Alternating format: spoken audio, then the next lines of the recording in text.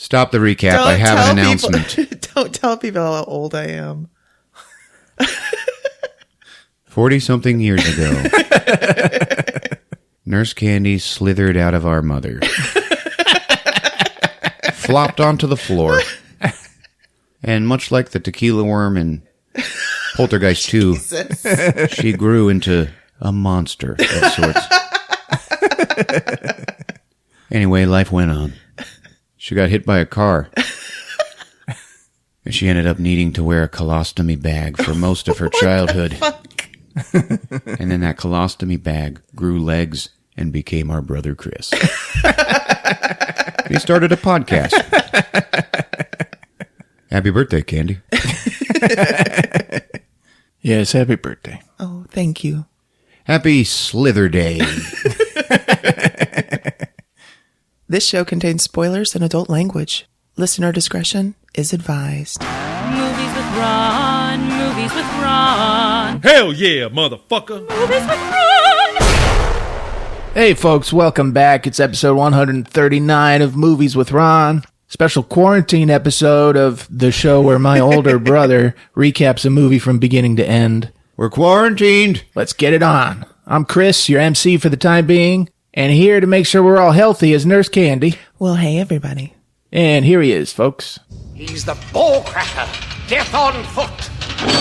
You know him, you love him. He's Ron. Ron.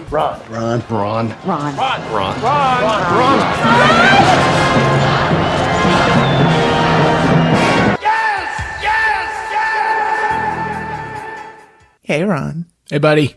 Hey, guys. Hello, Planet Earth, and welcome to episode COVID-19. How about this shit, huh? World is ending. I know. Yeah. I hope the zombies attack tomorrow. Perfect movie for the occasion, too. Drop Dead Gorgeous. You guys ready for this? Oh, yeah. I am indeed. It's not the perfect movie for the situation. It is not indeed. Maybe it'll distract you. I know you guys like those podcasters who still make episodes throughout all this shit going on. That's right. Melinda will be happy. It is a special request. And this is the most expensive episode we have ever recorded. Oh, God. Okay? Not only did I have to buy a physical copy of the movie, I then had to buy a damn DVD player to watch it on.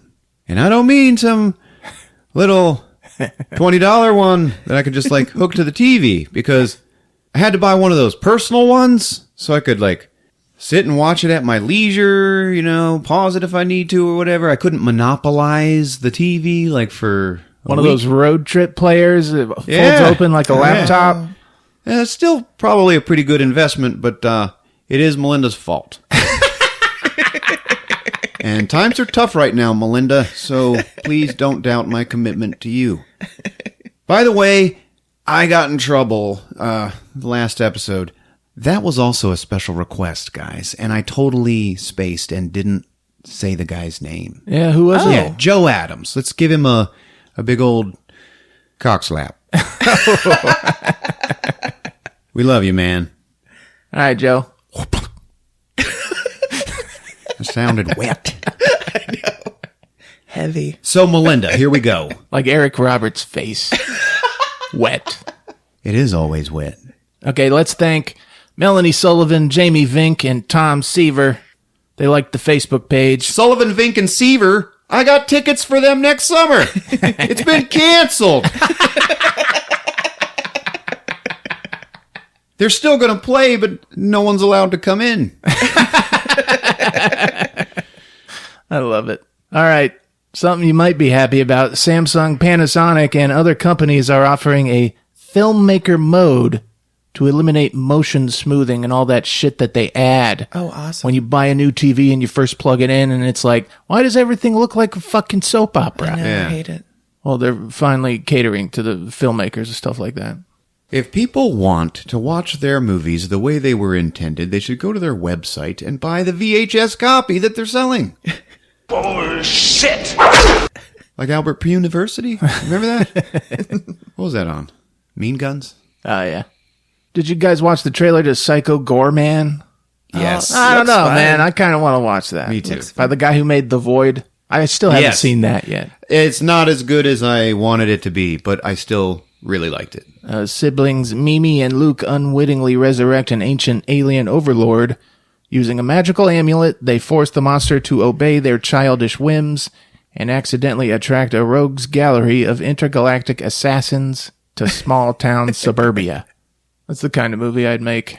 Yeah, it looks like Power Rangers, but R-rated. Yeah, which is exactly what the world needs. Dead on, yes. All right, there's a movie on Netflix, Girl on the Third Floor. Starring this guy named CM Punk. He's like a mixed martial artist guy. And he just like wanted to be in a horror movie. They made him the main character. His name is CM? I heard about this on Twitter because people are saying like he should be the next Ash when they reboot Evil Dead again or whatever. Because in this movie, they put him in like brown pants and a blue shirt as an homage to Ash. Mm-hmm. Oh. Not good enough, guys. And at some point he gets covered in blood. I don't know. But I gave it a shot and I gave up. And that's it? Stop talking about it.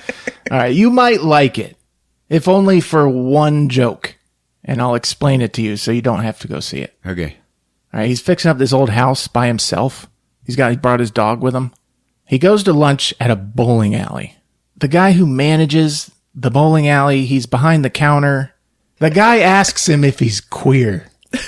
He's like, no, man. He's all offended. He's like, I'm married. Don't you dare ask me that. And then the asshole bowling alley guy, he gets all Me Too on him, and he's like, gays can get married, you piece of shit. I was asking if you were queer. I got a wife.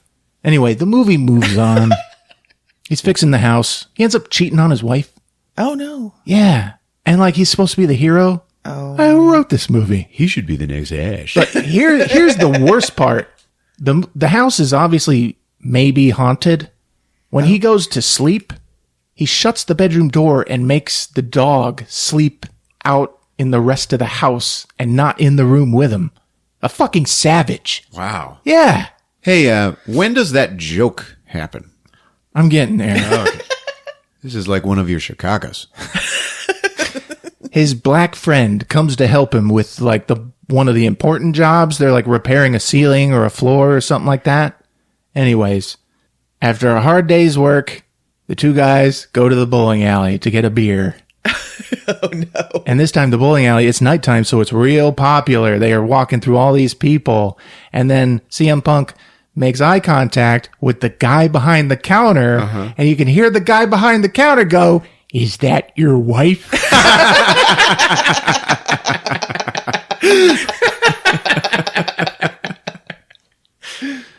That's all that movie has to offer you. And I hate giving up on a movie. So to soften the blow, I watched 28 Days Later. Huh? Oh, yeah. Huh? Oh, yeah. That movie holds up. That is a solid-ass movie. Who's the guy in that movie? Cillian Murphy. Oh, yeah, the Peaky Blinder. Yeah. Peaky Blinder. The good old Peaky Blinder. After seeing him in 28 Days Later again, I'm kind of excited about that Quiet Place Part 2. Mm-hmm. It's nice to see him in a horror movie again. Oh, he's in that? Yeah. Oh. He kind of takes he's the stepdad. Sorta. He'll turn out to be evil. The greatest stepdads always do. That's right. Not like me. I was evil from the beginning. All right, there's that movie Cats, based on the Broadway musical. Got lambasted. Yeah. You know, all these actors wearing green suits, and then they made them into cats. Yeah. Idris Elba was in it, and he caught COVID-19. Just saying. Anyways, there's a computer generator artist, does special effects. He said he was brought in last minute to remove all the buttholes from all the cats. Nice. So somewhere there's a butthole cut. I like it. Yeah, this is what you need to hear about when you listen to Movies with Ron. Hashtag free the butthole cut. Release the butthole. All right, without further ado, Drop Dead Gorgeous from 1999. Hell yeah. Mm-hmm. Yeah, Candy, I don't think she's ever seen it. I have not seen it. I have also never seen it. So this should be fun. Written by Lona Williams, who wrote for The Drew Carey Show. And she competed in a lot of beauty pageants. Oh. This film used to be called Dairy Queens until the restaurant Dairy Queen brought a lawsuit against them. Oh, no. Having seen the movie, I don't get why they wanted to name it that. Isn't there like milk and shit in this movie? No. But you know what it does have? What? A lot of really good actors. Yeah. How about Kirsten Dunst? I love Kirsten Yeah, she's great. Dunst. She was in Interview with a Vampire, That's the right. Brad Pitt, Tom Cruise movie. And ever since then, Tom Cruise sends her a coconut cake for her birthday every year. Oh, what a good guy. Yeah. Yeah. It's like got like nail files in it and stuff. So she can escape from prison. He's like, send her the nail file cake. He's crazy. Like, because of Scientology? Yes. Yeah. There is. Break out of your cage. Mark my words, there is something in those cakes. No, there's a message at the bottom once you eat it all. She has never even tried it. How about Denise Richards? Any love? Oh, yeah. Yeah. Oh, man. When she was in Starship Troopers, she was so beautiful. I loved her in that movie. Yeah, she was okay. Yeah. No, she was... That movie was she good. was great in that movie. Despite Denise Richards. Her arc in that movie was like the worst part of it. Right? Yeah, I guess that's true. I like his other girlfriend in that movie, Dizzy. I know. She was She's way better. Great. I know. Yeah, Denise Richards kind of gets crapped on. She got voted the worst Bond girl ever. Christmas Jones. But she was in Wild Things, which was a pretty okay movie, right? Yeah. Sexy. You remember that scene? Yeah, sexy scene. Okay, where her, Nev Campbell, and what's that guy's name? They both had sex with him at the same time. Yeah. Matt Dillon Yeah. From Gunsmoke. from Greasers, right? Yeah, he was creepy and alluring in that movie. She also married Charlie Sheen, so it's been a rocky road for her. You know, she wrote a New York Times bestseller. Really? Yeah, Denise Richards is a fascinating person. How about Allison Janney? Allison Janney. You guys know who she is? Oh, yeah. Love her. She absolutely steals this movie. Allison Janney is the reason Melinda wanted this movie. She can only be. Yeah. She is great. She doesn't just steal every scene, but like you watch this movie had Kirsten Dunst and Denise Richards in it. And when you think back on this movie, you think about Allison Janney. She does say she's been in a lot of iconic roles, but this is the one she gets recognized the most for. Uh-huh. No way. And I saw I, Tonya recently. That's a great Fucking movie. loved it. And she's great in it. She is amazing, yeah. She's authentic in absolutely everything she does. Yeah. How about Kirstie Alley? Yeah. This cast list is like the Avengers. Kirstie Alley, her first husband, Robert Alley, was a distant relative who shared the same last name. They still got married. Something, you know what? It sounds about right. Yeah, he's probably distant enough for it to not matter, but something's wrong here. Then she absorbed him in the womb and moved on to her second husband. Jonathan Alley. All right, Melinda, this one's for you. And you know what, Joe? This one's for you too. Drop Dead Gorgeous. On Movies with Ron. It's showtime. COVID-19. COVID-19. COVID-19 quarantine. Get the people out! Come on! Get the people out! Red Bull 19. Fortified with quarantine. That's all I got. It's been great. So here we are on a lone highway out in Minnesota. And it just says, Drop Dead Gorgeous, anyone? 1995 marked the 50th anniversary of the nation's oldest beauty contest, the Sarah Rose Cosmetics American Teen Princess Pageant. Get used to hearing those words. A documentary crew was sent to a small town in Minnesota to commemorate the occasion. And there's this video of a pageant happening, and you're watching it, and it's all dark. It's like the beginning of The Running Man, where the dancers are on stage, like doing their thing before anything important is happening. Yeah. And you hear this voiceover, this guy whose voice is like real deep and smooth. Sarah Rose knows you're a beautiful person. She knows you have an unusual talent, and you're a teenage girl. And she definitely knows that you are ready for the ultimate in teen glamour. Dun-dun-dun-dun-dun-dun. And it's the American Teen Princess Pageant. Right about here, watching this, I was like, oh man, I don't care what anybody says. I do not want to watch this movie. And now here's last year's host, Adam West. And there he is. Oh, wow. Yeah. And at the bottom, it's like, TV's Batman. The American Teen Princess Pageant has been enriching the lives of the American girls since 1945. It provides personal growth, scholarships, travel, and maybe you can even meet a few celebrities. And all the girls are around him, like, pointing at him, like, yeah. At the national level, thousands of 17-year-old girls like yourselves compete around the country in places like beautiful Mount Rose, Minnesota. Like, that happened, okay? They just inserted, they inserted Stephen Hawking's voice saying beautiful Mount Rose, Minnesota. And in the video, Adam West is just like holding the mic in front of his lips. As the second that happened, I was like, all right, I love this movie. And you can make it all the way here to Alabama to compete for the American Teen Princess, national, whatever. There's different tiers of the beauty pageant world. Yeah. Okay. So which one of you will it be? And then it cuts out and it's the days of our lives. And it just turns out it's a bunch of women sitting in a gymnasium playing a video for all of these high school girls. Yeah. And Kirstie Alley's all pissed off. She's like, Iris, you taped over it with your shows. Okay. And Iris is played beautifully by Frau Farbison. Remember her from the fucking Austin Powers movies? Oh, yeah. Oh, yeah. All right. Okay. Yeah. She's great in this movie. She's almost pretty good looking. And two fat ladies, the four of them together. They're like the beauty pageant council. Yeah. So in the bleachers, big old empty bleachers, there's like 8 girls and like 1 dude. Okay? Just like sitting there watching the videos. Mm-hmm. So here we are in Mount Rose, Minnesota with a population of 5,000 people. Now, ladies, the rest of the tape, which is now gone forever, goes on about the great journey of the American Teen Princess Pageant. So come on down and sign up and help yourself to some coffee and bars.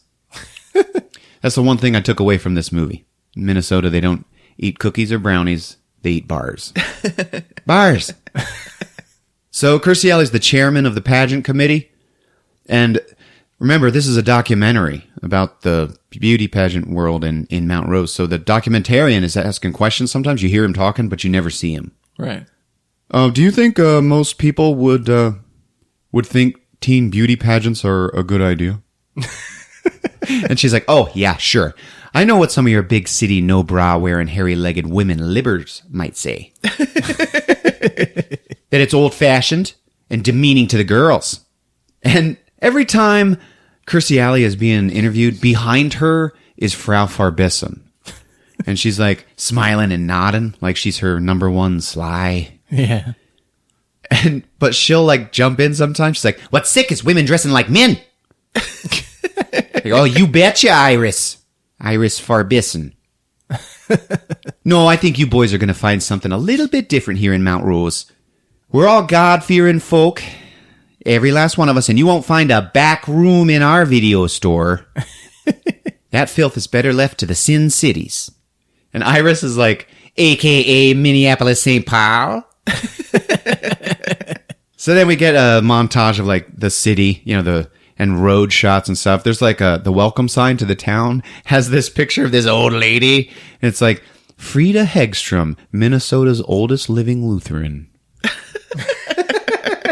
And it just cuts to the mayor of the town being interviewed. And he's like, oh yeah, Frida. She was the oldest living Lutheran. Now she's dead as a doornail. Those damn Shriners, they won't take down that goddamn sign, lazy sons of bitches. Every damn year I tell them, take down the goddamn Frida sign, you lazy sons of bitches. And we move on. We see a bunch of suburban life in Mount Rose, and no one is black. Oh. So, already something's wrong. We're going to Big Park! We're in the minivan with Kirstie Alley, Iris, and the two fat ladies. They're going to the Mall of America for outfits. They're picking them out for the physical fitness number. Mm-hmm. Did that sound Minnesotan? I don't really know what to do. Yeah. Don't Ooh. you know, Ron? Whoa. That was like Don't you Canadian. know, Ron? How do you say Ron in Minnesotan? Ron! Don't you know, Ron? Yeah, but you're like using Canadian inflection. It's the same voice. But at the same time, talking with an Irish drool. He's Irish Canadian, don't you know? We got a lot of fans over there. Just think about you guys. Shout out to him. Quarantine. She has to swerve out of the way to avoid Father Dunnigan, who's drunk as shit in the middle of the road, don't you know? He's fucked me up. I'm infected. The priest, he's drunk, and he like waves. The camera turns around and watches him in the back window, and he like waves at her like, "You bitch."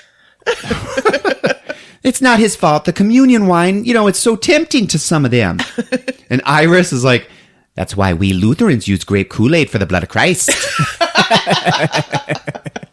And Kirstie Alley's like, oh, they park and like, I just thought of the theme for this year's pageant. What is it? Proud to be an American. It's like, oh, and what was last year's? Buy American. And the year before that? USA is A-OK. Do you remember the theme from your favorite pageant? She's like, I can. Oh, Jesus. Like, Kirstie Alley's got that like slight scratch to her voice. I can't always do it. People ask me where I get this. I don't know. It's like a gift from God or something. Throughout the beginning, we keep cutting back to that day in the gym where they're all signing up and we meet the different girls. First one we meet is Amy Adams, and this is her first movie and she is damn near unrecognizable. Oh, wow. She's a cheerleader. We see Denise Richards in the background. She's like staring at her while Amy Adams is being interviewed. She's like, hi, I'm Amy Adams, and I watch pageants on TV, and my boyfriend thinks I'll win. And she's blonde and like constantly smiling. It cuts to her being interviewed in her yard. My talent is, and then her boyfriend, who's like a football jock, walks into the frame, and he's like, you've been talking to this guy long enough. Oh, shit. And he's like putting his arms all around her. He just wants to fuck. And she's like, I'm trying to tell him about my talent, And they just start making out. Okay, he's like whispering in her ear, and she's like, yeah. And then she like jumps up and wraps her legs around him, and they fall to the ground. The face she makes throughout this movie, it's hard to convey with words. It's like dumb and super happy.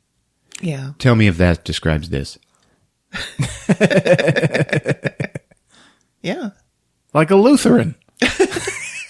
All of our best listeners are Lutheran. So Kirsten Dunst, she's Amber Atkins. She's like, my two favorite people in the whole world competed in pageants. My mom and Diane Sawyer. And she shows her, it like cuts to her talent, and she's just wearing headphones, tap dancing while doing the makeup on cadavers in the funeral home. Oh, fun. Fuck yeah. And I was like, Chris, that's what he does. Oh, do you do any of the embalming? Oh, God, no. Just the hair and makeup. She's tap dancing all around. Doing makeup on a corpse that looks like Dr. Phil. Another one looks like Johnny Bravo. You remember him? Yeah. Then later, when there's no living people in the room, those two come back to life and make love. But if no one was around to see it, did it even happen?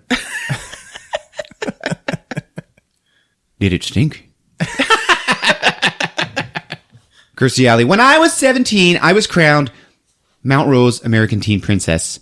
And this year, my lovely daughter, Rebecca, is competing. And it cuts to Denise Richards, okay? She's all prepped and groomed for pageantry. She's like, I believe it's important to experience a pageant for every young woman. I'm watching this. I'm watching her do all this talking. I'm like, man, that scene where her and Nev Campbell, they did Matt Dillon. That was hot. And gross. Matt fucking Dillon, right? Yeah. He lucked out. I bet when they were all together doing that, it was like too hot and it smelled like hot dogs and Fendi. Ew. What's Fendi? Cologne. Oh. Didn't he fuck Kevin Bacon too in that movie? Didn't he?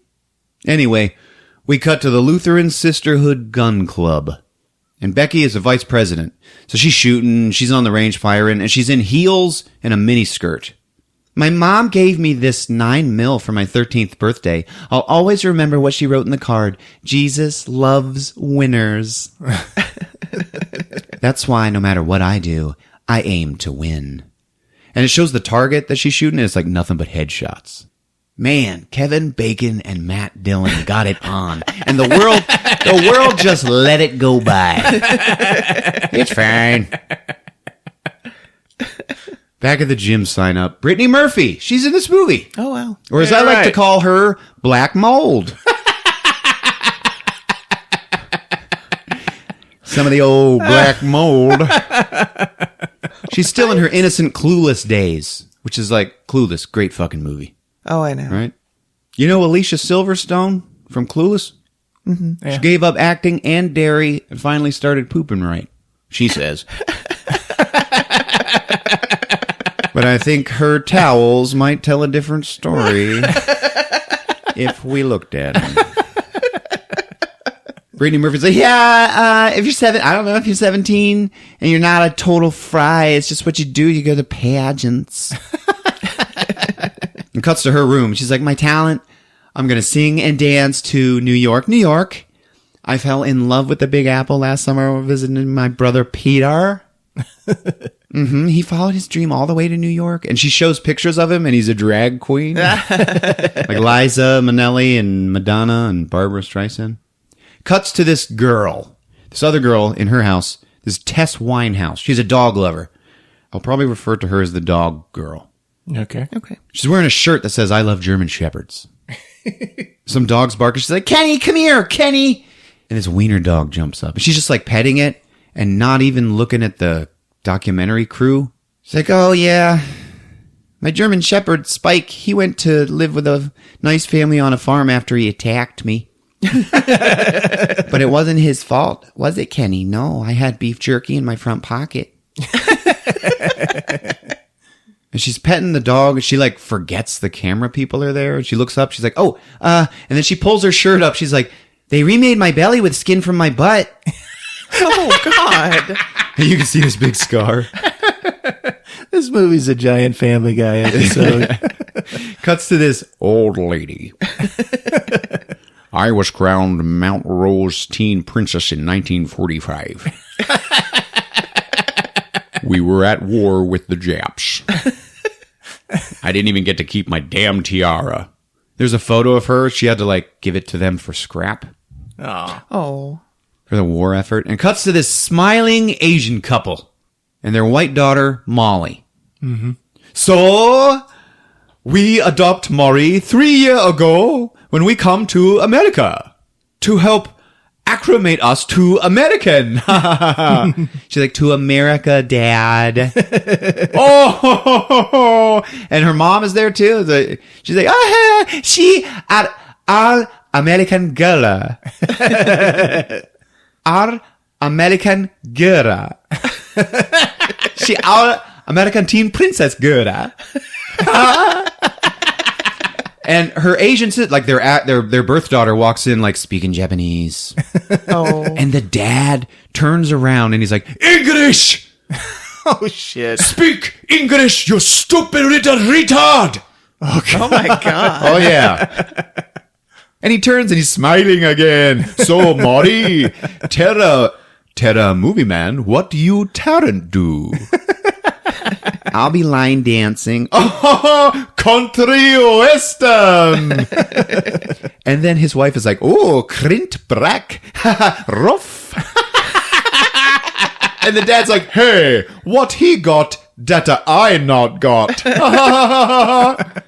It is a weird ass scene. Anyway, big American penis.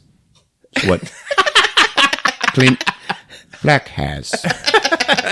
Big American penis. Cowboy penis. Cuts to another contestant. It's Michelle. She's an actress, and she's all serious. I'm going to do a dramatic monologue from Othello or Soylent Green. A lot of girls make a smooth transition from pageants into acting, and it cuts to this commercial with some lady going like, oh, I'm a former pageant winner, winning Miss America Teen Princess. It sure was exciting, but I never could have done it without my St. Paul pork products. And it just shows like all these sausages and meats. And it keeps cutting to her in like different outfits, like in a warm coat.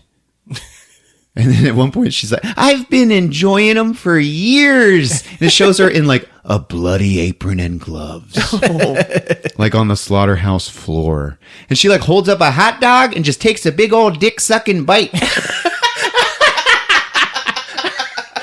And she's like, I just love St. Paul pork products. In fact, I love them so much, I work here now. And it shows her like packing meat. Packing fudge.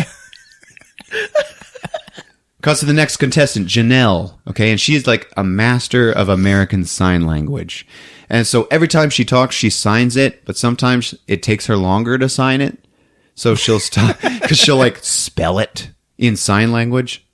Anyway, she's going to do an interpretive dance for her talent in the show. And her dream is spreading American Sign Language around the world.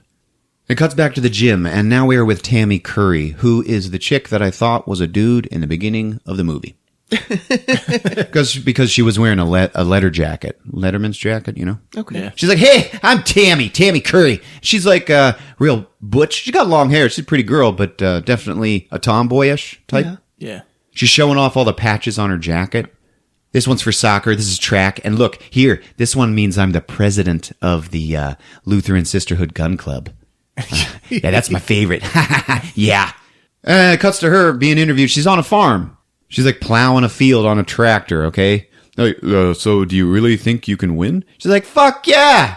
I beat Becky, for the gun club president. Becky's the vice president, okay? Becky is Denise Richards. It's just like Anthony Robbins says, I'm a winner, and no one can stop me but me. And she rides over a hill, and then, boom! The tractor explodes. Oh, shit. In a fiery fireball. And it cuts to the funeral reception. Kirstie Alley and Iris.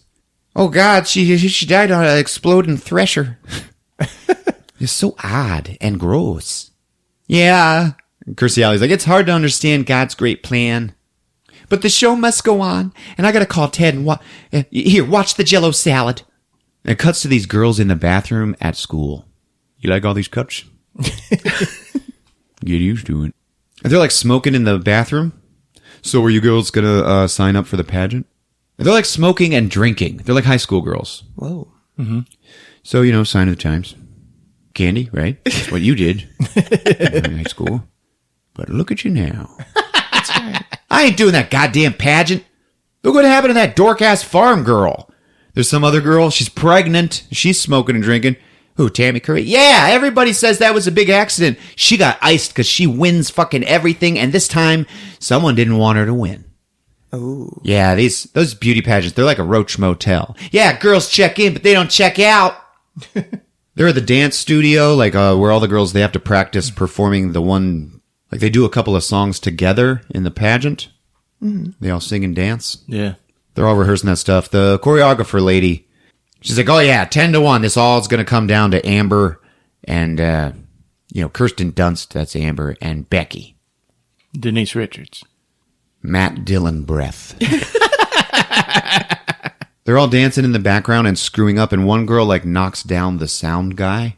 Oh. I think it was Brittany Murphy. Black mold. Cuts to the hospital, and there's signs that say like burn unit this way, eating disorders that way. Is that a thing? No. Oh, okay. Anyway, in the anorexia. One night only. The anorexia and bulimia wing. We cut to Mary Johansson, who is the reigning pageant winner from last year, and she is anorexic and in the hospital. No. And she's being interviewed, and the whole time there's always a nurse like tending to her. So she's like, "My winning the Mount Rose American Teen Princess pageant really changed my life. Amber does my hair once a week. Oh, it's the least I could do for a reigning Mount Rose Princess pageant winner." And she brushes her hair, and all this hair comes out. Oh, shit. She's like, "Oh, God." "What? Oh, nothing, just a little snarl." She looks at the camera. She's kind of standing behind the girl. She looks up at him. She's like, "Shh." Becky barges in, and she's all fake nice. She's like, "I visit Mary, too." And Mary's like, "Who are you?" "Oh, Mary, you kill me." She gives her a box of chocolates. She's like, "I brought your favorites." "Oh, real nice, Becky. She's anorexic."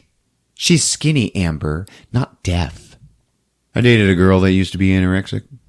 Yeah? Yep. Because you kept eating all her dinners?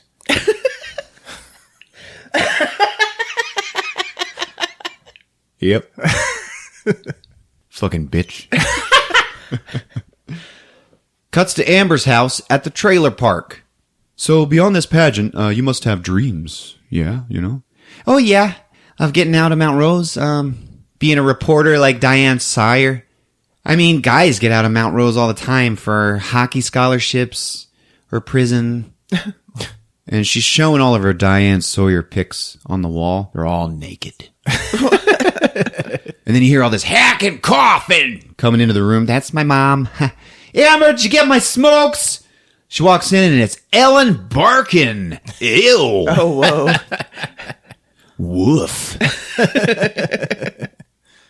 She's all right. Oh. She gets him hot. What? She got George Clooney hot.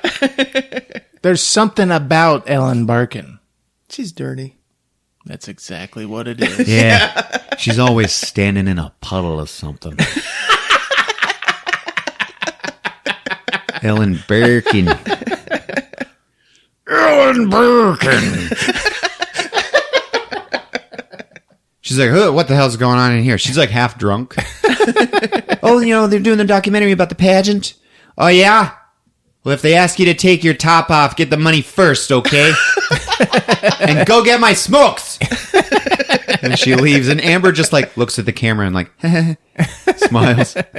Cuts to Becky's house, and it's all nice, okay? There's Becky and Kirstie Alley, and they're both all prim and proper, and there's the dad, okay? And he's drinking scotch and laughing.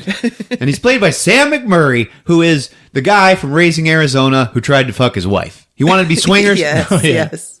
He's like, "Yeah, look at that globe. Yeah, you like that?" He's got a clinking glass of scotch, He's like, "You like that? Open it. And the cameraman opens it up, and there's booze, and he's like, "Yeah, see that? Yeah, hey, if you like that, I can get you a good deal." He owns a furniture store in town. He's like the richest guy in town. Unpainted Huff Hines. I didn't make that connection until just now. Anyway, this is Lester. So now their whole family is on the couch, and the two ladies are smiling and performing for the camera real good, and Lester is just bored as shit, sitting there with them. Kirstie Alley's like, "Impartial?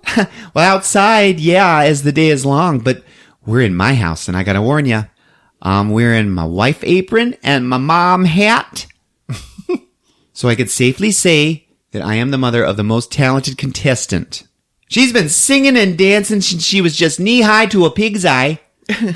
And Lester's like, "Oh, yeah, she's damn near as good as, that black fella, the one with the glass eye, the Candyman." Sammy Davis Jr.? Yeah, the Jew. That is what he says. "Yeah, nice one, Dad. He's dead." And he's like, he just shrugs. He's the second best thing in the movie. Cuts to the gym, and there's like boys wrestling. Greek style. You know, that means naked. Anyway, they got the gym now, but that whole documentary thing is still happening. So the women are being interviewed, like Kirstie Alley and Iris, being interviewed, but behind them are wrestlers wrestling. And going like, "Hup, hup," and hitting the mat, stuff like that. And one of them walks up to get some coffee and bars, and is right in front of Kirstie Alley. He's standing up, she's sitting down, and he's got this huge dong. What? Like under his jumpsuit. Yeah. And Kirstie Alley is being interviewed, and she just looks at it. And she goes, "Hello, Tony." And Iris sees what's going on. She like looks at the guy's dick, and she looks at the camera like, "Oh my God." And Tony's like, "What's up?" And he like takes something to eat and walks away. And Kirstie Alley's like staring off at him. She's like, "Hey to the folks." So we start meeting the judges of the pageant. This guy's name is John Doe, like bread dough. It's his actual name. "So you've judged a lot of pageants before?" "No, no way, never in my life. Never really been around young girls. Even if I was, I don't get off on that kind of thing." That's really why you're asking, right? You know, why someone say something? like there's obviously something going on. Cuts to judge number 2 is Harold Vilms. Okay, his name's Harold, you know. This is Friar Tuck from Robin Hood, Prince of Thieves. What's his name? He was on Whose Line Is It Anyway a lot. Oh, yeah. I gotta tell you, I've had just about enough of his shit. Anyway, his brother behind him is the fat guy from Mad TV. You know, the funny one from Mad TV. Will Sasso. Yeah, Will Sasso. And his brother is like awesomely mentally handicapped in this movie. He's great. So Harold is being interviewed, and behind him, his brother Hank is like pacing around, and he's like all excited, just smiling all big. "So do you judge the pageant every year?" No, I've never judged nothing before." And then Hank comes up behind him and he's like, "Harold, are we on Cops? Are we on Cops? Are we on Cops, Harold?" Like, "Shut up, Hank. This here's business." And Hank like gets up into the camera really close, just smiling, and Harold slaps him. And Harold's always got this mean-ass look on his face because he's always having to, like, reel his brother in. Oh. "Harold, Mom said not into head. Mom said not into head." Oh. "Well, Mom's dead, so shut your fly trap." "I will if you shut your pie hole, huh?" And that, like, really pisses Harold off. And he turns around and he like pushes him off camera and starts beating him. Oh, you can hear God. him. And then he comes back and he's like covered in blue paint, like on his hands. And so is Hank, who is now smiling again. Harold gets back to the interview and Hank just runs up and hits him. Like, what? So then they just start fighting. And Harold's like, "Don't make me hit you where the good Lord split you." He's trying to hit him with a snow shovel, and Hank is like, "Don't make me split you where the good Lord..." And he just runs. So, are you excited? Oh, you bet. Okay, we're happier than the day Hank got acquitted. And, okay, this is a good time to bring this up. People are always being interviewed in this movie, but most of the time, the awesome thing is what's happening behind them. Yeah. So... oh, yeah, Hank got acquitted, but behind him, right then, Hank is huffing spray paint. Oh, shit. They're also standing in front of their hardware store that they own. Oh. Okay, so he's huffing the paint, and he's like all smiling at the camera. I get made a judge, and then the furniture store hires us to paint the whole damn thing, you know? That's great, right? We're gonna use the money to get Mom a proper headstone and move her to the cemetery. And it cuts to Lehman Furniture. This is Lester's store. And he's in there. He's like selling stuff. He's acting all funny and all salesman-y, I guess. Cuts to all the girls, you know, outside practicing one of their dance numbers. And they all have these little step ladders. It's cool, right? This is going good. It is. People are watching, okay? They're just standing around watching. And one of them is John Doe. And he's like, yeah, I'm just watching the young girls. Watching the young girls like my friends and neighbors. Okay. And they're like, what's that you got there? And he's like, it's just a camera. Oh, shit. Camera that I keep in my glove box, for insurance purposes. I mean, you guys have a camera and no one's accusing you of anything. So they're dancing on these stools and step ladders and they're getting up on them and jumping off. And one time they all jump off and the dog girl slams down on it right on her crotch. Oh, God. Yeah, it's like, oh, my God. And it just shows them practicing and her sitting it out with like a big old ice pack right between her legs. Amy Adams is dancing with this thing like a stripper. Like she's super sexy. And you don't know if it's intentional or not. Yeah. She's just like, naturally. She's just a Lolita. Yeah. Cuts to the lunchroom, and Amber is working. She's working behind the fucking lunchroom counter. She's washing trays. Becky shows up. She's walking with this other football jock, the captain of the football team. And she's hitting on him. She's like, yeah, you want to go out and do some cow tipping? Something. We're all going to go out and do some sex. And he's like, I'm kind of busy Friday. Like it then becomes clear that he likes Amber. Like he's looking at the girl washing the trays. Oh. And they do that, hi. And it's all like, oh, that's a nice little moment there going on. And Becky is pissed. She like throws her tray in there and splashes a whole bunch of crap up onto Amber. And then the football captain, he's like, oh man, you got some lutefisk in your hair. And she's like, well then it must be Wednesday. And it cuts to that old lady and she's like, lutefisk. Lutefisk is codfish that's been salted and soaked in lye for a week or so. It's best with lots of butter. Anyway, the guy asks Amber out Friday. He's like, yeah, I don't know if you heard me, but I'm not actually busy.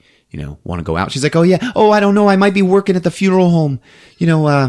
This is our busiest season. It's hunting season. He's like, yeah, I'm going to go out hunting myself, duck hunting. So, okay, I'll call you. Yeah. And then the documentary crew walks in to the kitchen. They're like, hey, Amber. She's like, oh my God, did Becky see you come in here? You got to leave. Get out of here. You just come by my house later. No, it's okay. Dorian gave us hairnets. No. You got to go. So it cuts to Amber's trailer. And the camera's looking in through the window and you see Ellen Barkin's doing her friend's hair, who is Allison Janney. Yeah. And they see him and Allison's like, oh, are we on Cops again? Oh, hi. And she's like all smiling and obviously likes men.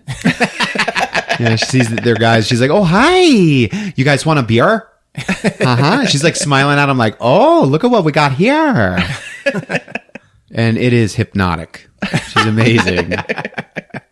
You remember they're making the movie about the pageant.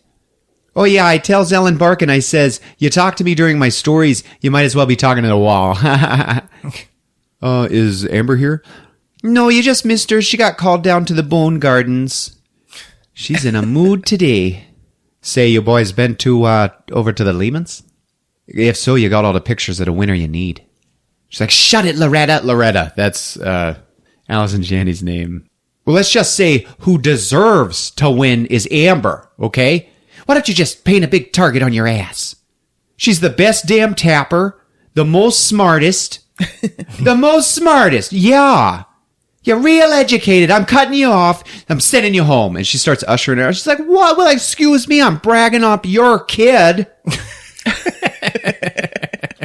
She's walking by the camera. She looks right in and she's like, Amber's going to be the next Diane Sawyer, Come on, they're making a movie here. She's like, all right. They're making a movie. Hey, wait, what makes you think Becky's going to win? Why do I think Becky will win? You're talking about the richest family in a small town. It's front page news when one of them takes a shit. Can one of you boys give me a ride home? And she's looking at him off the camera, looking right into their faces. She's like, don't fall for it. She lives 2 trailers down. And Loretta is smiling at him. She's like, so? Be real easy. Come on. She's like, go home. The party's over. She's like, anyone? And she gets pushed out the door. It's great. Cuts to the funeral home. And Amber pulls a sheet off of a cadaver and finds it's Brett. It's the guy that just asked her out. Oh. And he's got a bullet hole in his head. He's got a what in his head? He's got a bullet hole in his head. Oh, shit. Are you upset? As you could tell, she obviously is. She's like, no, hazard of the trade. I don't really have time for guys anyway. It's weird though. He took it right between the eyes. You don't see that. You don't see that often. And it just cuts to Becky at the gun range, like loading a rifle. Brett was just shot in the head. He was? Oh, well, hunting's dangerous. So anyways, my mom gave me this 30-aught for my 16th birthday. And at the funeral home, Amber's doing Brett's makeup, and it is sad. She's like, I'm sorry I couldn't talk to you earlier. I was scared. I opened my locker, and there's a picture of Tammy Curry in there. And the picture of her was taped inside, and this was written on the back. And it just says, "You're next." I bet Diane Sawyer never had to deal with crap like this. And then her boss runs in, Amber, you gotta go home. There's some kind of emergency at the trailer park. Oh, relax. That's just Ma's code for, bring home cigarettes. No, Loretta called. There's been a fire. And it cuts to it, and her trailer is burned down, and her mom's going to the hospital. Oh, no. Her mom's arm is all wrapped up and bandaged, and the doctor unwraps it. So, doctor, is this an unusual injury? Oh, yeah, it's a doozy. We'll stabilize her, and then in surgery, we got to remove this. And they unwrap it, and there's a beer can in her hand. Oh, fuck. But it's fused to the hand. And Ellen Barkin does a great job at this point on. She really does amazing. Because she's in so much pain, and she's also, starting to withdraw from nicotine. No. And she's also half drunk. It's Miller High Life, by the way. The champagne of beers. Oh, Mom, it's so ugly. Ruined a brand new pair of Lee press-ons. And the camera's interviewing her. Well, I sat down to have a beer, and kablooey, something blows through my kitchen window, and I'm ass up in somebody's flower bed. And behind her, Loretta is just sitting in the hospital room, drinking beer. And it cuts to some police file footage of two kids that are outside her trailer, outside theirs, but hers is in the background, and they're filming themselves playing guitar. And they're like, 1, 2, 3, boom! The trailer explodes. And then something hits the ground, and I don't know what it is. But it looks I don't know, it's the reason for the explosion. I can't tell what it is. Melinda, help me out. It also might have been her mother, because she did just say, next I end up ass up in somebody's flower bed, but it is unclear when you see it. It's just a burning pile of shit. Yeah. It looks like a fridge or something. I don't know what it is. Melinda, I want to know what that thing was. I shoved your tap shoes into my panties before I was blown out of the house. Go find the guy that cut them off, and he can give them to you, and you can practice for the pageant. No. She's like, oh, Mom, about that. She runs away. Amber runs off. And then Ellen Barkin's just like, oh, Jesus, Mary, and Joseph. She's pregnant. And Loretta's like, oh, Jesus. She runs out after her. Ellen, why don't you see if there's any more beer in that can and relax a bit? Jeez. She runs off. And then the camera stays with her, and she does swig some beer out of that can. Her and Amber are in the waiting room. She's like, I'm quitting the pageant. You're what? And they start arguing about it. Your mom has given up everything for you. And then this candy-striped nurse shows up, this little teenage candy striper. And she's like, hey, Lil Miss Sad Pants and her friend Serious Sally. How about some nice cool mints to turn those frowns upside down? And they're both just staring at her. And Loretta just goes, she's stunned. Do you think a nice cool mint'd help if I shoved your head up your ass? And the girl's like, and runs away. Do you guys have candy stripe nurses at where you work? No. She is the candy stripe nurse. That's right. So what do I tell Mom? Oh, it's simple. Just say, Mom, I know you sacrificed everything, relationships, dreams, your tummy, ass, and thighs, all to bring me into this world so I could have tap lessons and be in the pageant. The same one you were in. But you know what? I'm quitting. There, easy as pie. Oh my God, I'm so dead. Oh, you betcha. Yeah. She goes to tell her mom about quitting. And then her mom, like, hits her in the head with the beer can. She's like, I was just scared, with the picture. And then Brett, he's dead, You want to look like me. Like you've been rode hard and put away wet when you're my age. The best I can hope is I end up in a decent raisin ranch where they change me twice a day. I like that. Raisin ranch. Raisin ranch. I'm going to say that to Grandpa. She talks her back into the pageant, because it's her ticket out of there. And I know you can win. And Loretta's all crying. So it cuts to Loretta and Amber walking out. Yeah, Mom said if I quit, she'd find my dad and marry him. Oh, who is your father? Like, I don't know, but, blah, blah, blah. And then Loretta's like, once a carny, always a carny. Yeah, Mom still cries when she sees a tilt-a-whirl or a fat lady in a tube top. And it cuts to some police being interviewed, and they're like, oh, yeah, the Atkins fire, Amber's house, foul play? Shit, no, bad wiring. Yeah. It cuts to the next day. Ellen is in bed still, but now the beer can, they have like a plastic bag wrapped around her arm. And the candy striper is trying to give her a shot in the ass. Ow, what did they have, a sale on dull needles at Kmart? And the candy striper is all like shaking and almost crying. She's like, I just need one more do-over. So now they're at the VFW and all the girls are prepping for their judges' interviews. Like they got to sit down and be interviewed by all the judges, where they ask them like, what's your life like? What do you want for the world? And stuff like that. Yeah. Now remember, ladies, don't cross your legs like a whore. And the judges are just as nervous as you. So Friar Tuck is asking questions, and he's like, if you could be any tree in the woods, what kind of tree would you be? And the dog girl is just like, dogwood? And it's like, oh, God. Molly, with the Asian parents, she's like, bonsai. And then Amy Adams is just like, green? Yeah. They get to Brittany Murphy, old black mold, and she's like, you guys know the retard's pants are open, right? And behind them is Hank, my Will Sasso, and he's like, snickering. Oh, God. And the judges are all embarrassed and like, oh, okay. So they keep going through more questions. And then the sign language girl, she's like, the tard's pants are completely off. And they all turn around and he's smiling and he's just like, ta-da! Harold looks at him, he's like, close up shop, put him up. And it cuts to Amber. It's her interview. Are you Amber Atkins? Kirsten Dunst? Yes, thank you. Hello. Okay. Name and spell all the United States in alphabetical order. Oh. She's like, are you serious? Yep. Yeah. Oh, geez. She's like, oh, well, Alabama, ELEBAME, Alaska. And then it cuts to 3.5 minutes later, and she's like, West Virginia. And she spells it all out. She's all confident now and like having a good time.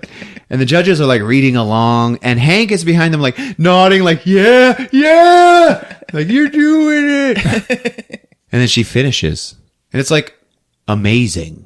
And then Harold is just like, well, okay. And it cuts to Mary Johansson, the anorexic. Mm-hmm. With 2 weeks till the pageant, I was practicing my talent, working on my costume, brushing up on current events, and running 18 miles a day on about 400 calories. I was ready. Now it cuts to dress rehearsal the day before the show, okay? And they're interviewing Amy Adams. She's like, nervous? Oh, yeah, really nervous. It's been about 2 months. I haven't told my boyfriend yet. How did you know? Oh, shit. How did you know? And the guy's like, I meant nervous about the pageant. And she's like, oh, well, yeah. Amber's like, yeah, all my clothes, they melted together with my mom's. So it made like a big polyester meteor in the closet. But there's like a miracle that happened. And my neighbor kid, he found my tap costume on the roof of his trailer. And it's still on the hanger. And that means he like stole it and was jacking off with it, right? I don't know. Okay. What happened? What happened? What happened? What happened, Ron? Don't you know? What happened, Ron? Don't you know? He nailed him right in his crate. The dog girl's like, this is my lucky bolt. They think it fell from a DC-10. The doctor said it's lucky the flat side hit me. Or, it would have gone through my skull. Yeah, she's a weirdie, man. Janelle, who is the sign language girl, she switches numbers with Amber so that she can go on first. Oh. Because her friend just had a deaf baby and she gets to go see it. Like, that's gonna, matter to her. I don't know. She's so excited, though. So it cuts to her doing her interpretive dance. And Kirstie Alley she's all teary. She's backstage with the camera crew. She's like, it's just sad to me that, all but one of these girls is going to walk away a loser. It's just really hard for me to know what that would feel like. It can't feel good. And then, bong! One of the lights falls and hits Janelle in the head. Because she goes down. Everybody's panicking. Becky is like, she's bored. She walks away. She's a bitch. Later, Amber's like, don't you get it? That light was meant for my head. I owe my life to that deaf baby.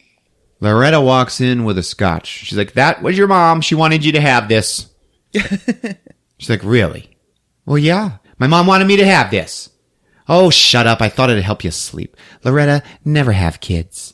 Well, God love you for thinking I still could. But everything she says is gold.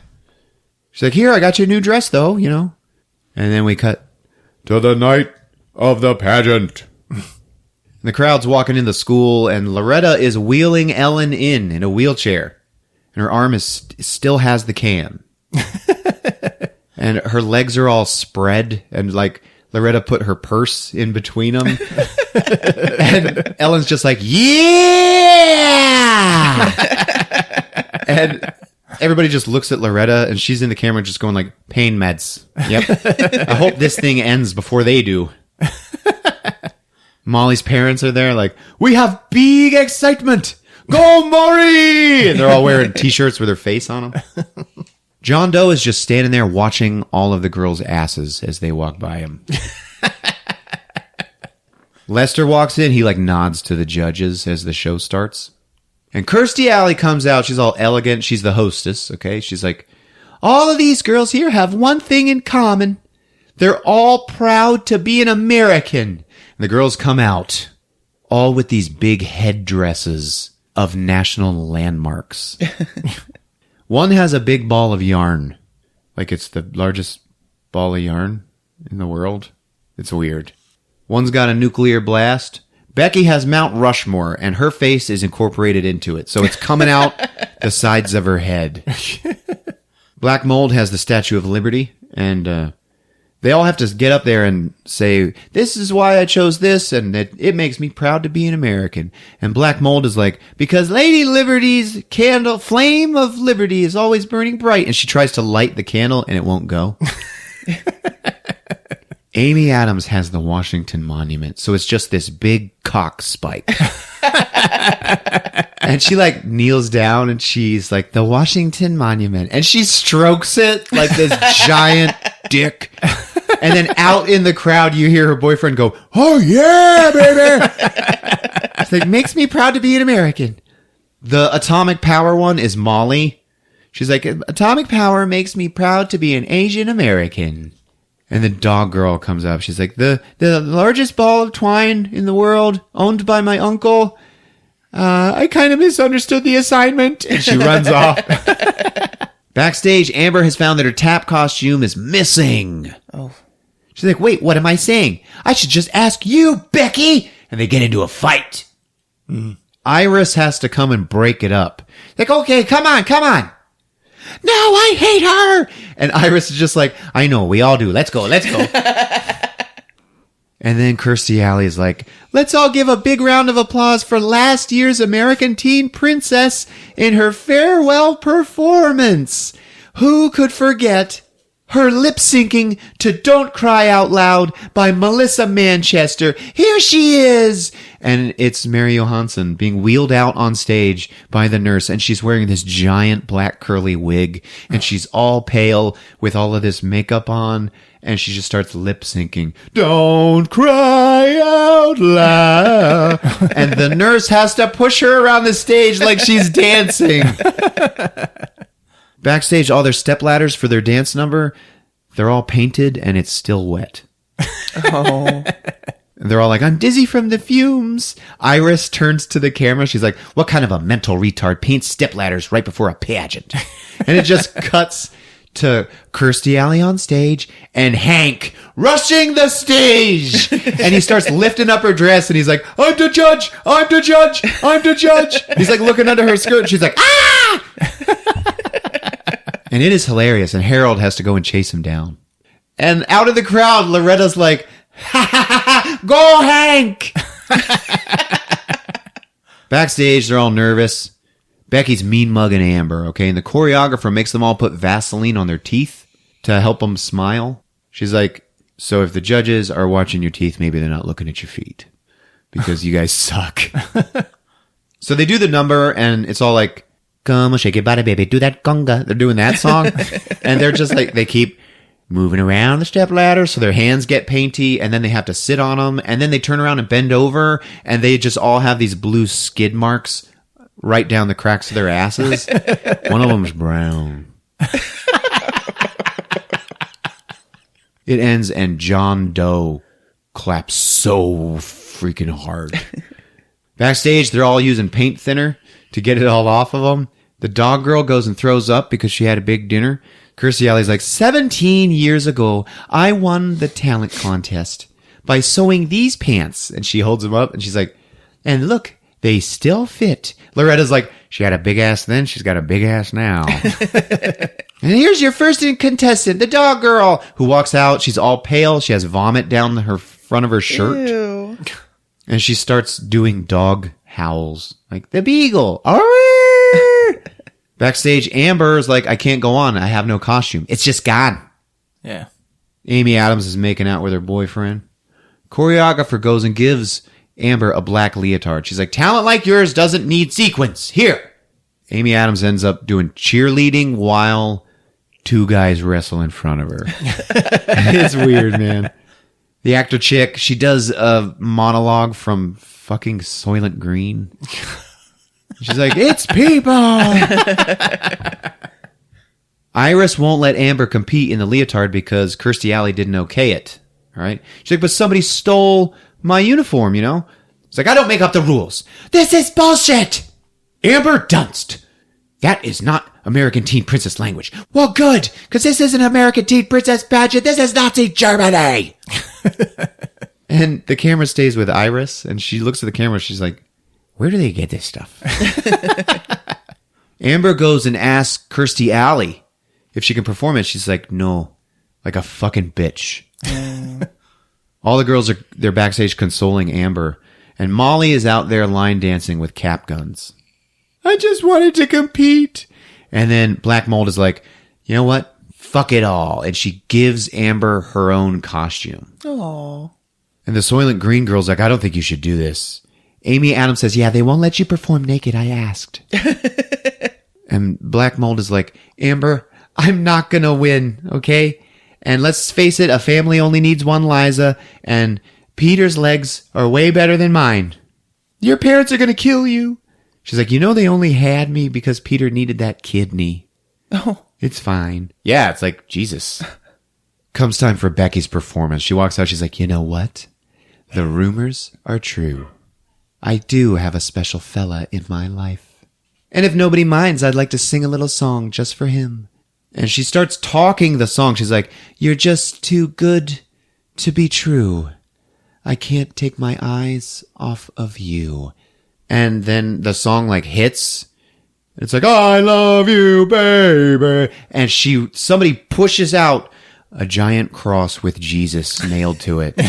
And it's on wheels. Okay. And she starts rolling around with it dancing with it on stage. I love you, baby, and if it's quite all right, blah, blah, blah, blah, blah. And the crowd's like, Ellen and Loretta cannot stop laughing. Becky actually pulls Jesus' arms down and wraps them around herself. And she drags it off stage over her shoulder like Jesus. Kirstie Alley's like, oh, sadly, Black Mold had to drop out of the contest.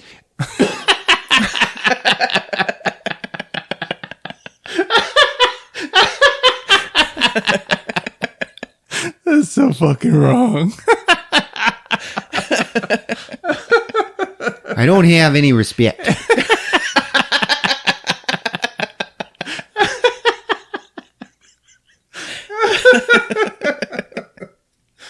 Black Mold had to drop out of the contest. And she's like, but we do have one more. Here it is, number 8, Amber Atkins. And she walks away before she even finishes her name. Oh. And then Amber walks out and taps the shit out of that place. It is amazing. It's like this great feel-good moment of hope and triumph. Oh. And she's rocking it too. It's like a rock song that she's tapping. She gets a huge standing ovation, okay? Her mom's crying. She blows her kisses with the beer can. Kirstie Alley just walks out. She's like, okay. She interrupts him and, okay, the judges now have to go and make the toughest decision of their lives. In the judges' room, Hank is with them as well. He's sitting behind him and he's smiling. And the host is like, so how do you pick the winner? John Doe's like, well, we compare scores and I know who the winner is. I know who is Harold. I know who the winner is. And then John Doe is like, oh my God, that's it. You shut your goddamn mouth, you goddamn retard. And he attacks him. Harold has to pull him off. Back off, college boy. Now listen.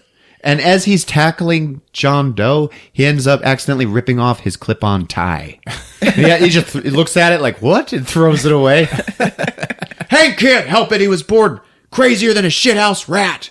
Well, for fuck's sake, why didn't you leave him with a sitter? And then everybody shuts up, and Hank just starts bawling, starts crying. Oh, nice, John. Real nice. The babysitter's dead. Backstage, the girls are all like, just waiting for the scores, and they're talking about Janelle, the sign language girl. Like, oh yeah, her hospital room's right next to my mom. She's super happy. What? Why? Well, the blow to her head made her deaf. Oh, shit. She's happier than she's ever been. And everybody's like, oh my God, that's so good. That's so nice. Okay, ladies, it's time. So they announce the second runner-up, and it is Amy Adams. And her boyfriend goes fucking crazy. He stands up. He's cheering so hard. He grabs his buddy next to him and kisses him. And then he rips off his shirt. And written across his chest is Amy kicks teen princess ass. And she's all happy. And then the first runner-up is Amber Atkins. No. And the mom and Loretta, they start crying, and they're happy, but they're also disappointed. Okay, and the American Princess Teen Mount Rose is, oh my God, it's my daughter, Becky Lehman! And the whole crowd is just like, yeah, that's cool. They sort of clap, but nobody's shocked. Yeah. Eyes are rolling, Kirstie Alley goes over, rips the sash and tiara right off of poor Mary Johansson, who's half bald under her wig. So it cuts to everybody leaving, and Mary Johansson is being loaded into an ambulance with an oxygen mask. Oh. And she looks at the camera and waves. They also load Ellen Barkin in too. We were robbed. We was robbed. Oh, it's okay. They're just giving her a ride back. She almost blew out of Loretta's pickup on the way over. Thank God for bungee cords. Can you tell who's Loretta?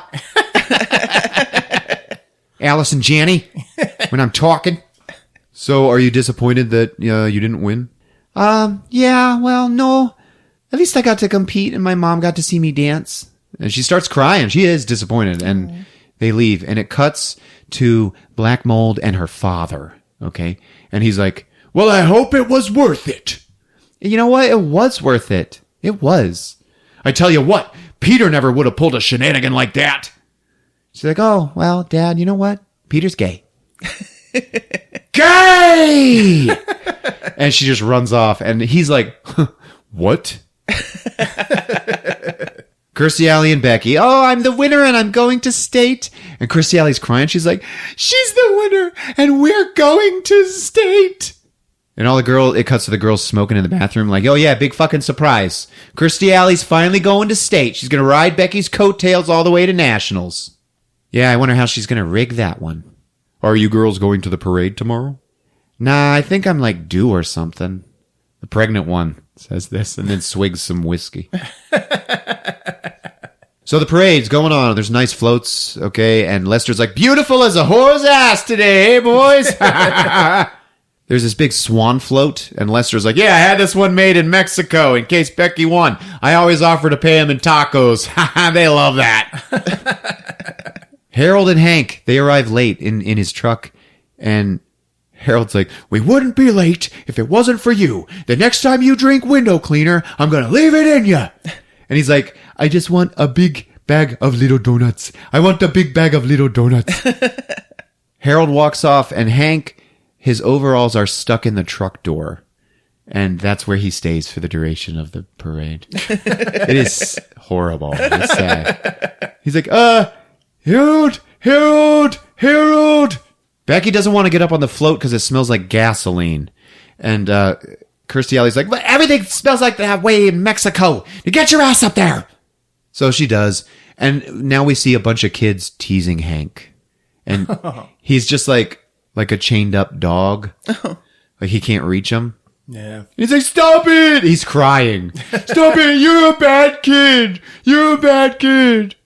The parade's going on and the kids are running away because Hank caught one of them by the neck. He's got him by the neck and he's eating the kid's cotton candy. And he is all super happy. He's got this kid just like, by the neck. And he's like, oh yeah, he's eating it. He's like, do you want some? Later, there's no one around him. And he's just looking into the camera going, help, help, help, help, Hank, help, help, help. And then some scroll just goes across the screen and it says, it is the policy of this documentary crew to not interfere and to remain true observers. Okay, so Kirstie Alley's at the swan float lighting sparklers. She's like, okay, I've designed this float, and this is going to make it look like a glistening lake beneath the swan. Iris runs up to her. She's like, Kirstie Alley, we need more bars. Okay, Enid ate a whole pan of bars. Kirstie Alley's like, she can't do anything by herself. She walks away, and then, whoa, just a small fire starts where she was lighting the sparklers. Behind the swan float is Amber and Amy Adams, like sitting up on a convertible, like they're the runners up. Yeah. And in front of them, you can see Becky up on this swan that is now smoking. And Becky doesn't see it. She's waving. And Amber's like, oh yeah, this is pretty much how I pictured it. Choking on swan gas. Becky's waving and then flames around her just like, whoa, come up. And she just like, oh, great. And then boom, the whole thing just goes up. Big ass titties. Man, it is an absolute inferno too. Like there's no way she could ever have survived it. My God. Oh no. Everybody starts panicking and running to it. Somebody's like, oh crap. The camera's just watching all the chaos, and off in the distance, everybody's running, but the mayor is not running. He is on stage somewhere, and he's like kind of clapping his hands. And he's looking into the camera, but he's so far away you can't hear him, but you can see that he says, good job. So the swan burns down to the chicken wire, okay? And Kirstie Alley, she's crying, man. Kirstie Alley's always been a good crier, okay? Yeah. She looks like a dog or a snake that got hit in the face with a 2x4. Like when the little girl cries in the movie Jurassic Park. Like when she's scared. Yeah. Yeah, when she's hiding in the kitchen, she's like, come on. She has that look. Oh, my baby, get up, we gotta go to state. Iris is like trying to control her. She's like, oh, come on, you gotta let her go, Kirsty. You gotta get off of me, you cow. And then Iris is like, this lady just lost her daughter, I will remind you. But Iris is like, oh. And everybody stops, and they're all just like staring at Kirstie Alley. And they all just backed up, and she just yells to the crowd, what are you looking at, huh? A whole town of goddamn losers. That's what I'm looking at. And you see John Doe, he like looks down, like, oh God, she's right. And you, she points at Amber in the convertible. You piece of shit trailer trash. That should have been you in there. Damn it, I should have killed you when I had the chance. Just like your little friend. And everybody's like, holy shit. Oh, Tammy was one crispy critter up on that thresher. Ding! Fries her up. Lester, he's like, holy shit. He starts wrestling her. He's like, stop it! Stop it! And then real cops show up, followed by the film crew that films the show Cops. And she's like, oh my God, it's Cops. And she just points at her husband. She's like, he sells reproductions. His furniture's as fake as my orgasms. And the documentary crew knows the Cops crew. Like all their cameramen and sound guys, they're all like, hey man, hey, Roy, this is Joe, this is Roy, yeah, how's it going, man? And then to finish it off, we just see Hank's overalls hanging empty from the truck door. And there's just like carnival and parade trash blowing around. And dear Lord, with sorrow we give you this young woman whose dream of riding on a giant swan brought about her untimely death. We're at the funeral. Lord, maybe it's your way of saying, bye, American. And everybody's like nodding. Yeah, Iris is nodding. And she's like, as acting president of the Ladies Pageant Society, I crown Amber Atkins, Miss Mount Rose Teen Princess. And the tiara's all burnt. Oh.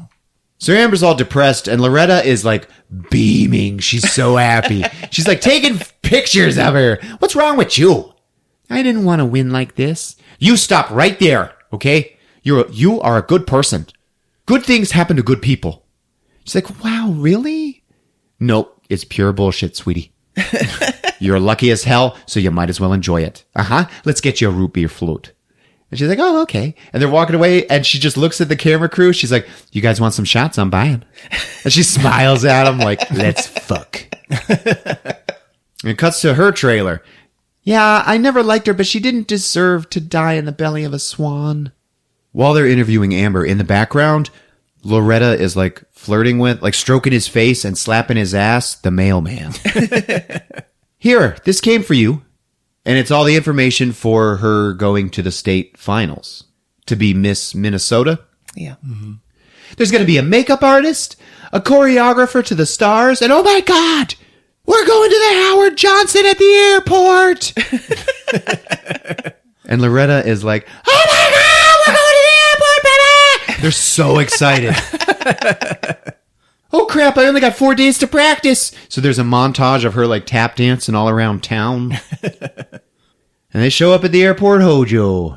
And it's the American Teen Princess Awards or show sponsored by Sarah Rose Cosmetics. Fried clam platter, $9.99. They drove in the hearse. Like her boss drove them. And all the other contestants, they are all looking at her like she is trash. Okay. And Loretta like flips them off. It's like, yeah, why don't you take a picture? It'll last longer. Loretta, I have to work with these girls. Okay, sorry. Inside, it's all like, whoa. All these girls, they're all stuck up and professional. Oh. This one's being hosted by two ladies, Nora Dunn and Mo Gaffney. You know them? Oh, yeah. They're a couple of comedians. Mo Gaffney. That's what she sounds like. Like Saturday Night Live ladies. Right. Sweaty balls. You remember that? I think one of them was a sweaty ball radio lady. I don't know, though.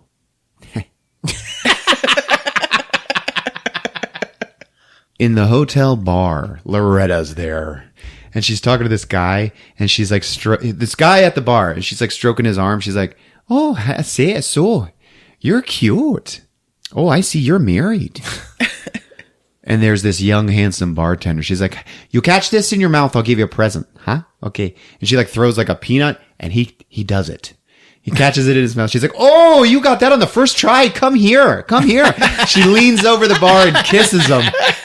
She's like, oh, you are cute. Okay, ladies, due to budgetary cutbacks, you won't be staying here overnight. And they're all like, what the fuck? So you got about 8 hours until showtime. And then there's just a montage of them doing rehearsals. At one point, Amber's like staring at the giant tits of this other contestant who notices her staring and like walks away. And then Kirsten Dunst is like, I got a secret weapon of my own. And she pulls out the Vaseline.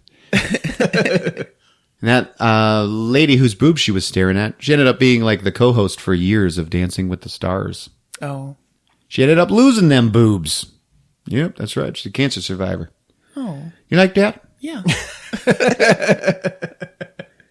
So now we cut to the shellfish buffet, you know, for them all to eat lunch. And it's like, Shellfish Buffet by Antoine.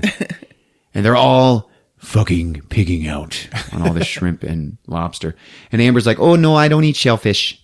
My mom says never eat anything that carries its house with it because you never know the last time it's been cleaned. Girls are talking to her. They're bragging. You know, one's like, I did a pageant in Vegas. Yeah, my roommate did Adam West. She said he was so horny. And right then, there's some text across the screen, and it says, Mr. West was unavailable for comment. So they're watching other girls do their talents, and they're like playing the violin and singing opera, and Amber is quite obviously in over her head. She's like, oh my God.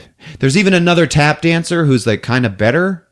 Like, we don't think so as the audience, but Amber does. Yeah. She's like, I should just go home. I should go home now. They're like, okay, next. And then you start hearing the 2001 song. It's like, da, da, da, da, da. And this girl just pukes all over the stage. And Nora Dunn is like, will somebody get a mop and a bucket? And you see this newscaster. Today, a beauty pageant turned ugly. The girls were vomiting everywhere. And all of them are vomiting. And you still hear like, dun, dun, dun. And the girl that was talking about Adam West, she's like puking. She's laying in her own vomit. And she's just like, did I win? Did I win? And during all that chaos, we see Loretta and the bartender walk out of a hotel room. And Loretta walks out saying like, honey, listen, honey, if I was a good lover, oh, for crap's sake. When she sees what's happening, a salmonella dysentery outbreak from improperly refrigerated shellfish is believed to be the cause. And girls are puking off the balcony, like puking on each other. Ew. Loretta's like, oh my God, do you think they heard us? Joining us is a member of the documentary crew filming the pageant. And he's like, oh man, fucking beauty queens blowing chunks everywhere. It's amazing. And like their sound guy, he ate it too. So he's like being wheeled out on a gurney. And they're interviewing the two ladies, the hosts. And they're like, yeah, you know, we still think there's sabotage going on from, you know, another state pageant. But, you know, we do still have a winner. Okay. You know, and we and Sarah Rose Cosmetic would like to present Miss Teen Minnesota Princess Amber Atkins. And it's like, all right. Yeah. Everybody in town in Mount Rose is watching, and they're all like, yeah! Amber, how do you feel? And Loretta's standing there with her. She's like, yeah, I feel like I need to take a shower. Is this the best day of your life? Yeah, I just wish my mom was here. Well, you can just wave to your mom. Come on, there's the camera. Wave to your mom. Hi, Mom. And then Loretta's waving too, and she's just like, hey, I got some. And in the hospital, Ellen Barkin is just like, yeah! And you're so happy, you know, her mom's laughing and stuff. And then you see her arm, her hand has been amputated. And it's all bandaged up.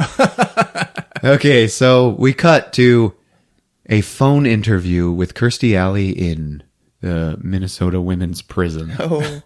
She's like, yeah, I don't want to be on camera. Yeah, I just want to say that that little bitch better watch her back at nationals, okay? Because I'm making some friends on the inside, okay? Some darn good friends. And we see camera footage, like they're filming her like way far away, Yeah. like through the bars, and she's just some Big Bertha's bitch. Like she has to give her a cigarette and light it, and then put her finger in her belt loop and everything. So back in Mount Rose, they're having Amber's like congratulations barbecue. Our baby's going to nationals. Yeah, Lincoln, Alabama. Look out. I'm going to be like Diane Sawyer. I'm going to be on TV. And the mom is in the background trying to open a beer with her new hook. And she cannot do it. Ellen, just use your damn hand. She's like, they told me to practice. And she fumbles with it forever. And then finally she just slams the hook into it and stabs it and then pours it out into a glass. And then she turns around, she's crying. She's like, I did it. The mayor, he's celebrating. He's like, oh, it's our little Amber, number 1. The crowd's cheering. And he's like, so after Frank dusts the crops, he's taking her to Lincoln, Alabama. And then it cuts to the Sarah Rose Cosmetics headquarters. And all of the girls from all around the country to compete for Miss, American Teen Princess. Yeah. They're all getting out of the bus. They're all so excited. Yeah. And they're looking at the Sarah Rose Cosmetics signs, and it's like this department that way, Miss America Teen Princess over here. But the doors are all locked and sealed with stickers that say seized. And the building is for lease, and everything is chained up, and it's all abandoned. Oh. And then across the screen, it just says, in its 50th year, Sarah Rose Cosmetics was seized by the IRS for tax evasion. The pageant was canceled permanently. Oh. And then the girls like, lose it! And they all start crying and screaming, and they just rush the place, and they start trashing it. Breaking all the windows, pushing down all the signs and everything. And then more scroll across the screen. It says, but in its passing, we are inspired by the spirit of the many young women who were its heart and soul. And they're more, screaming and trashing the place. And by the many who gave their lives in pursuit of the title. Oh. And Amber, she didn't do that. She just stood there and watching it all happen and deflated and just turned around and got back on the bus. Oh. And then it cuts to like a where are they now type thing. And we got Amy Adams. She entered the School of Beauty, and she's working her way through it as an exotic dancer. There's pictures of her like on the pole. She was last heard from somewhere in the Philippines, and if you see her, please call 1-800-X-Queen. And now we see the hardware store. Kind of trashed. Something's been happening. And out in front of it is Hank wearing clothes made out of foil, aluminum foil, and he's mowing the parking lot. And he's like laughing and looking at the camera. And it just says, Harold died of Lyme disease from a deer tick bite, leaving Hank the store. Oh, God. And he's just like, and he like runs inside. I don't know. Kirstie Alley entered a prison beauty pageant. And came in second. And we see a picture of her, like, with her sash in the newspaper. And it says, like, cell block D. And then the headline for the newspaper says, ex-beauty queen escapes prison, vows revenge on Mount Rose. Oh. And it cuts to her sniping people from the roof of a grocery store. Oh, my God. She's like, come on out, you little bitch. She's like in camo gear and everything. And the store is called like the food barn or something like that.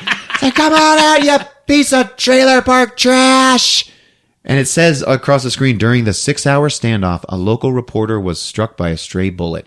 And this lady, she's reporting on the situation. The gun lady is up on the roof, and then she gets shot. And she hits the side of the news van and starts sliding down it. And Amber is there next to her mother. Amber jumps down and catches the microphone, looks right into the camera, and she's like, this is Amber Atkins reporting live from the food shack. One of our reporters has just been shot. Paramedics are working on her right now. And her mom is behind her, like, watching her, like, holy shit. And then it shows on the screen, it says, Amber, showing great poise under pressure, was given her job. And it shows, like, the nightly news for the Twin Cities. And this guy's like, hi, I'm Tits McGee, and I'm Amber Atkins for WKOC News. Good night. And it's like, da-da-da-da. And the credits roll, baby. Oh, Hell what yeah. a great ending. Yeah, really. I would also like to add that the guy who was talking, the documentary filmmaker, was Lieutenant Dangle from Reno 911. Oh, right. Oh, Yeah. I love him.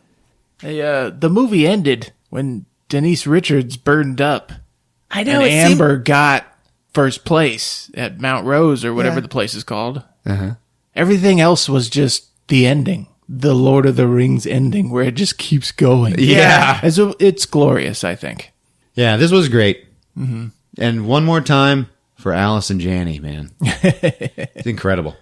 So is Kirstie Alley fat or thin in this movie?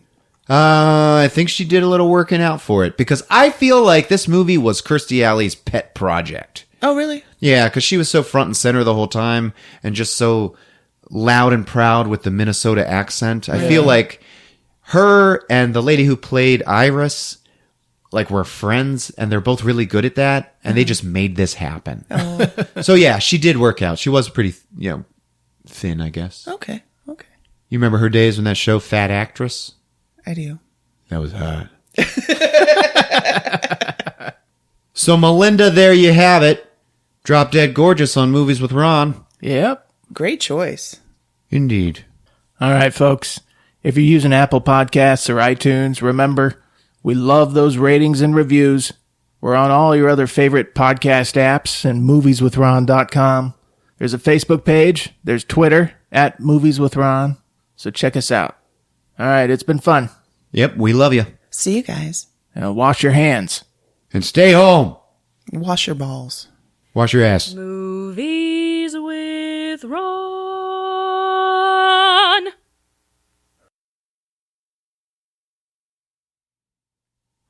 I went to the bathroom and I took off my clothes and I would weigh myself downtown. Should Standing the word there still be naked. downtown? Yes. I'm standing there naked and I step on the scale and the battery's still dead. Wait, we're not recording, are we?